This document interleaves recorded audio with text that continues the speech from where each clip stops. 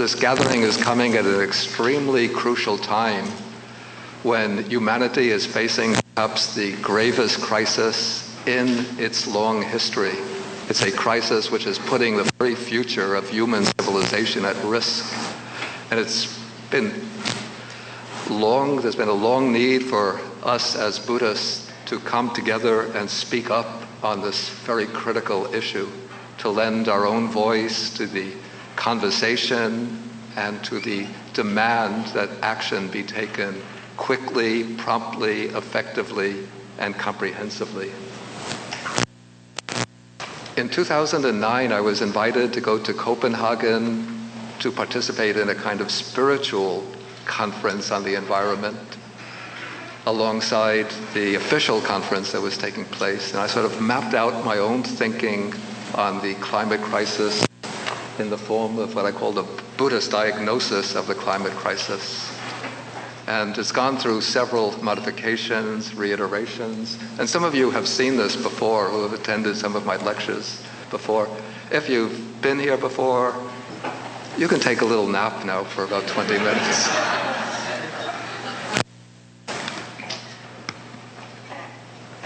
And usually the presentation is about an hour, even an hour and a half.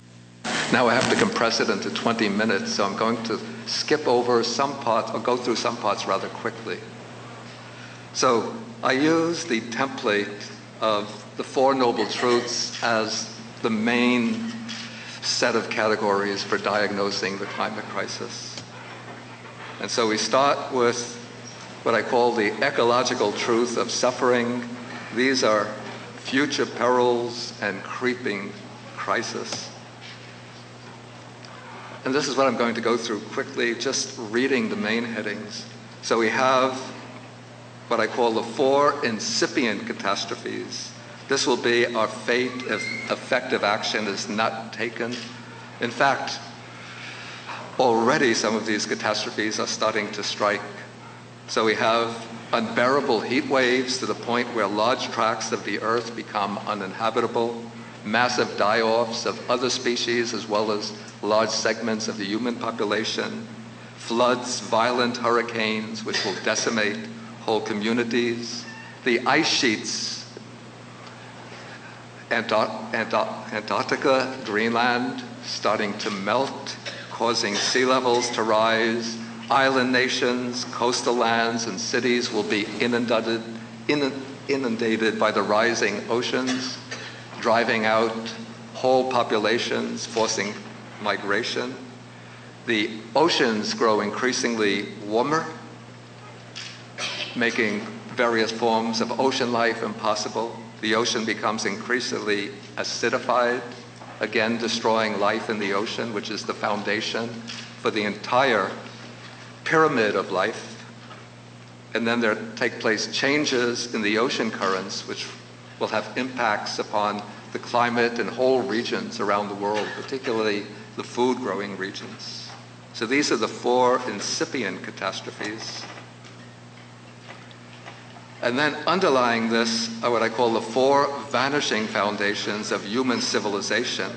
These are current trends which are portending the approach of the incipient catastrophes. So this affects land, soil erosion, desertification, whereby fertile land turns into desert, sea encroachment, which I already mentioned. Then we have water shortages. Because of the excessive pumping of water from the aquifers, they're becoming exhausted, so that largely populated regions are losing access to water. Vanishing glaciers. The glaciers in the Himalayas supply water to China, India, Southeast Asia. When those glaciers vanish, those regions will be left without access to water. Longer dry spells, water pollution, then food, we'll be losing our food supply, crop failures, lower grain yields, loss of fisheries, degradation of land by monoculture, and then social, it should be instability. That is, there'll be regional wars over food, land, access to water. And generally, these conflicts will be sparked by differences of ethnicity and religion, so ethnic religious conflicts. Then there'll be mass migrations from the worst affected regions, particularly in Southern Asia and Sub-Saharan Africa, to other parts of the world. States will fail and tyrannical governments can arise. Okay, so that is the ecological truth of suffering. Then we come to what I call the ecological truth of the origin of suffering, which is now we're trying to explore the roots of the crisis. And using a Buddhist perspective, I'm going to go from the more apparent, more manifest causes of the crisis, going deeper into the human mind and what underlies the functioning of the mind. Okay, so I have what I call the 4 pervasive global threats responsible for 1B. 1B, if you remember, are the vanishing foundations of human civilization. So we have here expanding human population, more demand for water, land, the clearing of forests to make more land for cultivation, more need for food. Poverty and population growth are sort of symbiotic in that when there's poverty, population expands, and when there's expanding population, there's more poverty. Then, through the various causes to be mentioned, there comes the heating up of the Earth's atmosphere, global warming, and then the destruction of natural ecosystems and biodiversity loss. And some of these forms of life that are being lost play extremely crucial roles in, for example, the food chain. Okay, then we go from the 4 pervasive global threats down to the 4 sustaining causes of these. If you might have noticed that I'm analyzing everything in sets of 4. It just turned out to be a convenient number to use. So we have, first, dependency on fossil fuels used to create electricity for agriculture. And this is an extremely important point that I'm going to come to under 3. For transport, construction, heating, and so on.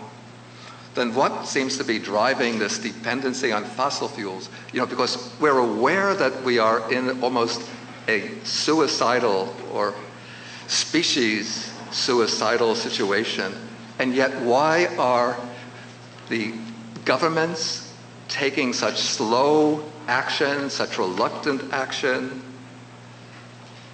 with the greatest trepidation regulating carbon emissions? Because there is a free market economic system which exalts short-term profits and other quick returns above long-term economic stability and allows corporate domination of political systems and the mass media. I call this the triumvirate of domination. 3 factors entering into this pattern of domination.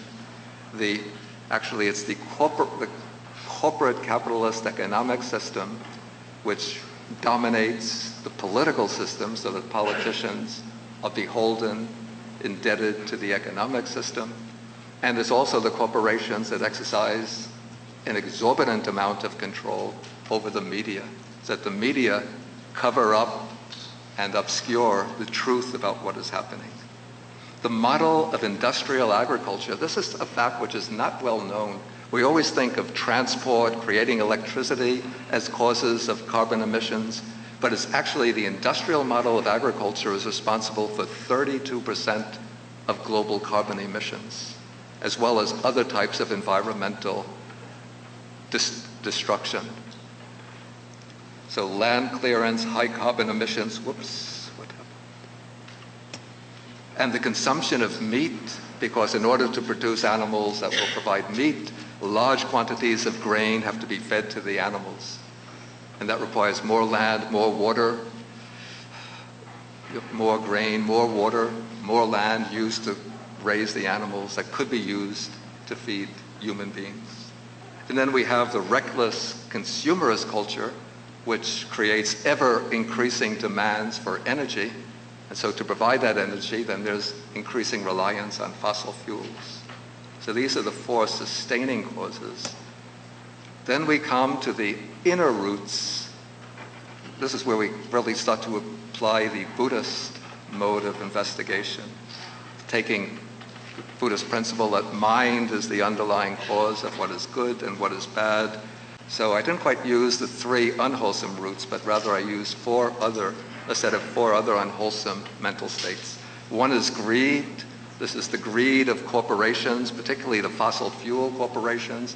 But there's actually a whole interconnected network of corporations which are supporting each other in demanding the continued use of fossil fuels. So these organizations come together in things like the various chambers of commerce, ALEC, the American Legislative Exchange Council. So we have the greed of the corporations, financial institutions which invest vast amounts of money in the fossil fuel corporations, and then the politicians who, in order to succeed in their campaigns, depend upon contributions. Many depend on contributions from the fossil fuel corporations, as well as the lobbying influence of the corporations. Then to keep the people in line so that people are not ready to recognize what is happening and to demand change, often the economic and political elite instill fear and anxiety in the general population. So especially fear about jobs, what's going to happen if we turn away from fossil fuels. Millions and millions of people are going to lose their jobs, whereas if we continue to build more pipelines, explore for more oil and gas, it's going to create hundreds of thousands of really non-existent jobs. Then, of course, the fear of terrorism keeps people in submission, fear of their economic security, and then to ensure that there are no voices of rebellion speaking too loudly, we have comprehensive surveillance systems. Everybody can wave hello to the FBI. How are you doing, guys?